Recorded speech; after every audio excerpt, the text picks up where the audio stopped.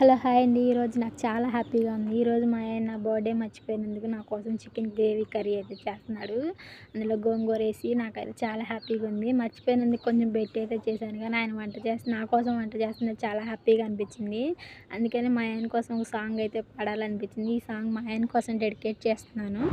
నువ్వు నా వెంట ఉంటే అడుగడుగు నా వైపు వేస్తే ఎదురయ్యే నా ప్రతి కళ నిజమై కనిపించదా, నిన్నలా చూస్తూ ఉంటే మై మరుపు నన్నల్లుకుంటే కనపడే నిజమై ఇలా కలలుగా కనిపించను.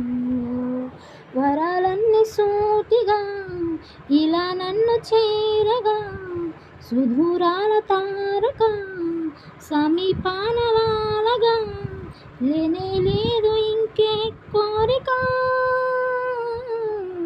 నువ్వంటే నా ప్రాణమని అంటున్నది నా ప్రతి శ్వాస, నువ్వేలే నా ప్రాణమని అంటున్నది నా ప్రతి ఆశ. ఎలా ఉందండి పాట? మీకు ఎలా నచ్చిందో కామెంట్ చేయండి. నేనైతే మా వారి మీద ఉన్న ఫీలింగ్స్ చెప్పాను, కానీ ఎవరిని హర్ట్ చేయాలని కాదు, నా పాటలు అయితే బాగా వచ్చని కాదు.